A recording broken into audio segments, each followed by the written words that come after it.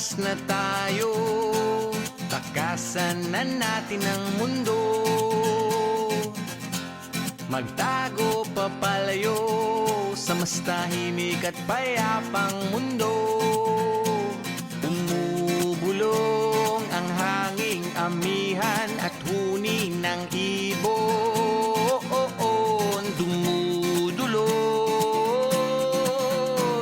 at tinatawag na tayo ng bundok.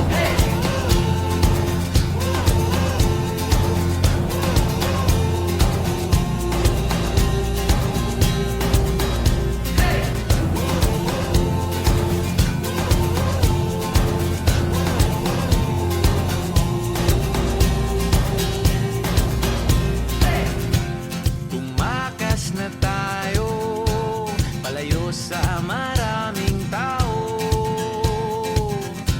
Tumiwalay at magtago sa maingay at malabong mundo.